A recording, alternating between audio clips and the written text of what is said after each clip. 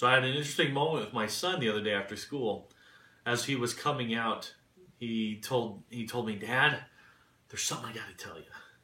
He said, "There's this girl in my class, and she's just so beautiful." And with that kind of expression and that kind of exuberance, I'm not over-exaggerating this for the sake of the story, he was very, very enthusiastic about how pretty this girl was. And he said, "I just like her so much, Dad."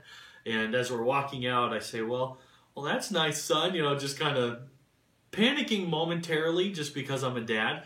But then recognizing that he's 8 years old and this is very innocent, and he's just starting to see the beauty in the opposite gender. And I asked him to point her out, and sure enough, she's just the cutest little thing with long blonde hair.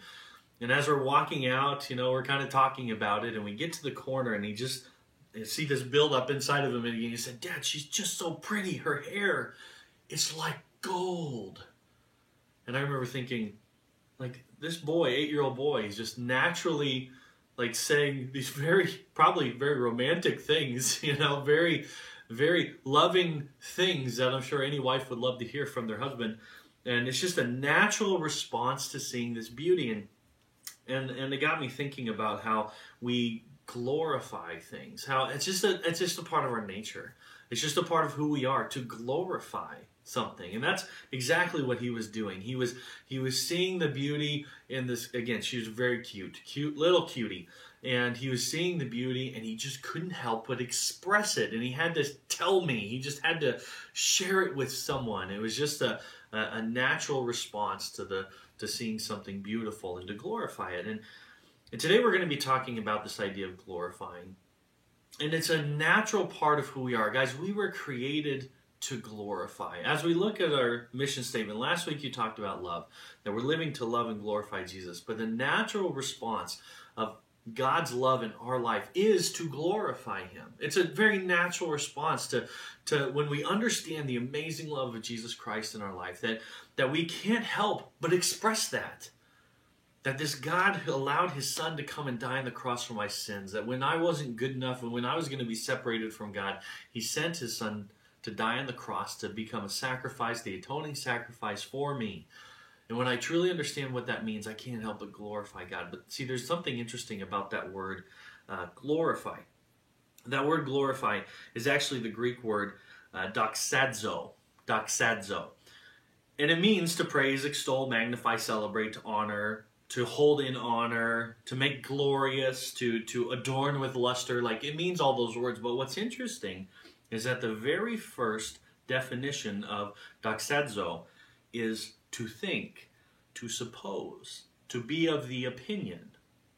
And so we naturally use praise and honor and glory and to adorn with luster and splendor. We naturally kind of attribute those words to glory.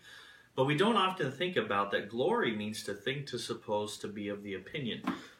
Now, when God created this world, He created it so that we would look at it, we would experience it, we would see all the magnificent things that He's created and done, and that all those things would roll back to glorifying Him. That was really the purpose of His creation. That's the purpose of the stars out in the sky, that He made this so that we would marvel at them in wonder, praise and worship and honor Him for what He has done. And everything in this world that we have, that God has given us, He made to roll back into honor and glory and praise to Himself. And so a natural response is when we see something amazing is to glorify. Like, wow, look at those beautiful mountains.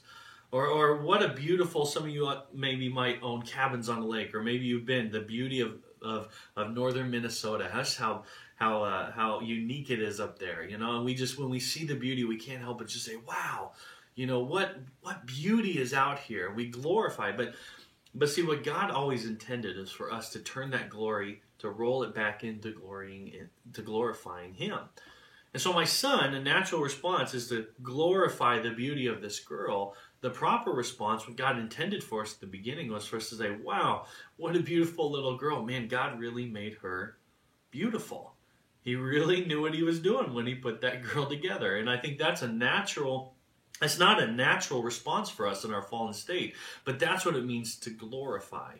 Is to say, I see the beauty. I see the majesty in what has been created. But as I consider it, I recognize that God is ultimately the one who made that, and who ultimately was the one who's in charge of all of this. And so my glory does not go to the thing or to the act or to the deed or to the person. As I think about it and I suppose and consider it, it actually turns into glory to God. And so the first step in glorifying isn't the praise and the worship and the response. The first step in glorifying is to consider and stop and recognize who ultimately is the one who gave that to us and is in charge of all this.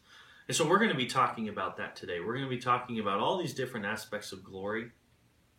But I really want to settle on this idea that glorification is something that we do publicly. It's in the presence of others. My son, he would not have probably felt at ease or at peace about his feelings until he was able to express it to someone. It doesn't just sit inside. Typically, it's something that's expressed. And so glory is a very outward response where people can see that we honor and glorify something. And so the question that we're going to constantly come back to is, when you glorify, can people see that you are glorifying God? Can they tell that when you see something that you suppose that that's really ultimately God's in that way? And so do people see you as you glorify God? So we're going to look at all these different aspects. There's a great quote from C.S. Lewis I want you to make sure you spend time on. Again, don't forget that this time is about relationships. If you don't get to all the questions, that's okay. Okay, but make sure that you're praying for each other. And this week, be sure to be challenging each other to actively, outwardly glorify God in every way. Thanks, guys, and we'll see you next week.